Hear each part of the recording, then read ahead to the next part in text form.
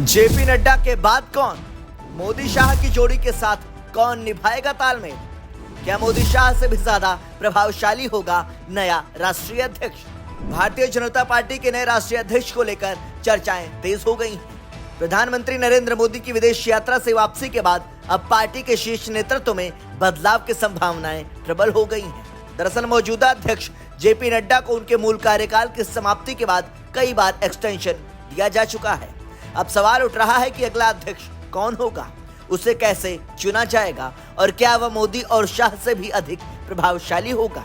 कैसे चुना जाता है बीजेपी अध्यक्ष?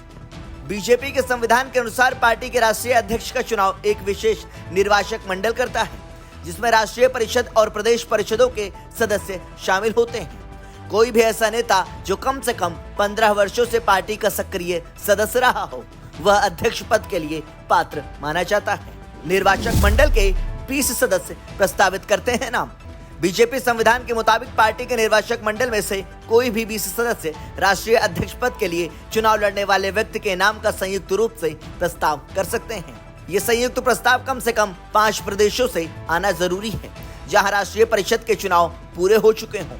इसके अलावा नामांकन पत्र पर उम्मीदवार की मंजूरी होनी भी जरूरी है। 19 राज्यों के संगठन के चुनाव के बाद ही अध्यक्ष का चुनाव। बीजेपी राष्ट्रीय अध्यक्ष के चुनाव से पहले जिला संगठनों के चुनाव, प्रदेश संगठन और राष्ट्रीय परिषद के चुनाव जरूर होते हैं। संगठन के लिहाज से बीजेपी ने भारत को 36 प्रांतों में बांट रखा है और आधे से ज्यादा राज्यों के संगठन के चुनाव के बाद ही राष्ट्रीय अध्यक्ष का चुनाव होता है। आमतौर पर सामूहिक विचार करके सर्वसम्मति से अध्यक्ष का चुनाव किया जाता है। बीजेपी में भी कांग्रेस की तरह नहीं हुई वोटिंग। बीजेपी में कभी किसी अध्यक्ष पद के चुनाव के लिए वोटिंग नहीं हुई है। यह माना जाता है कि बीजेपी और संघ के लोग आपस में विचार विमर्श करते हैं और पार्टी की जरूरत को ध्यान में रखकर अध्यक्ष का चुनाव करते हैं, और कांग्रेस में भी यही होता रहा है।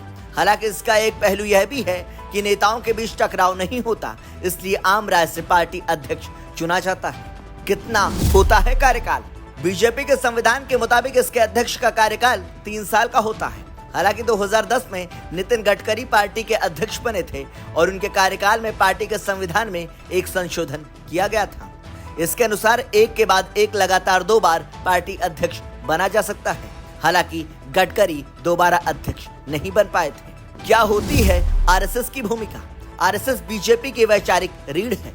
हालांकि वह औपचारिक रूप से हस्तक्षेप नहीं करता, लेकिन संगठन के प्रमुख फैसलों में उसकी परोक्ष भूमिका अहम मानी जाती है। संघ इस बात पर जोर देता है कि कोई भी व्यक्ति संगठन से ऊपर ना हो। बीजेपी अध्यक्ष चयन में संघ की राय महत्वपूर्ण मानी जाती है, खासकर यह सुनिश्चित करने में भी कि नया अध्यक्ष पार्टी की विचारधारा और अनुशासन के अनुरूप काम करे। क्यों इतना अहम है अगला राष्ट्रीय अध्यक्ष? नया अध्यक्ष केवल 2019 लोकसभा चुनाव ही नहीं, बल्कि उससे पहले 2027 में उत्तर प्रदेश जैसे बड़े राज्यों में विधानसभा चुनावों की अगुवाई करेगा। उत्तर प्रदेश में इस बार लोकसभा चुनाव में पार्टी को भारी नुकसान उठाना पड़ा था, जिसे सुधारना अगली नेतृत्व टीम की प्राथमिकता होगी। विशेषज्ञों का मानना है कि अगला अध्यक्ष मोदी शाह के साथ संतुलन बनाने वाला होगा, लेकिन स्वतंत्र कार्यशैली वाला भी होगा। वहीं पार्टी नेतृत्व लगातार कहता आया है कि कोई भी व्यक्ति पार्टी से बड़ा नहीं होता, लेकिन नया अध्यक्ष संगठन को दीर्घकालिक दृष्टिकोण से मजबूती देने में निर्णायक भूमिका निभा सकता है। जेपी नड्डा को क्यों मिलते रहे एक्सटेंशन? जेपी नड्डा जनवरी 2020 में बीजेपी के अध्यक्ष बने थे और जनवरी 2023 में उनका कार्यकाल समाप्त हो गया था, लेकिन पार्टी ने लोकसभा चुनावों को देखते हुए उन्हें कार्यकाल विस्तार दिया। बाद में यह कहा गया कि जब तक सभी प्रदेश संगठनों के चुनाव पूरे नहीं हो जाते, तब तक अध्यक्ष का चुनाव नहीं किया जाएगा। दरअसल बीजेपी के नए अध्यक्ष को चुनना केवल औपचारिक प्रक्रिया नहीं, बल्कि 2029 तक की रणनीतिक योजना का हिस्सा है। संघ, संगठन और सत्ता, इन तीनों के संतुलन को साधने में सक्षम नेतृत्व की तलाश हो रही है। ऐसे में देखना दिलचस्प होगा कि क्या अगला अध्यक्ष महज एक संगठन प्रमुख होगा या वो पार्टी की नई दिशा और शक्ति का केंद्र भी बनेगा। Bureau report, संदेशवाहक।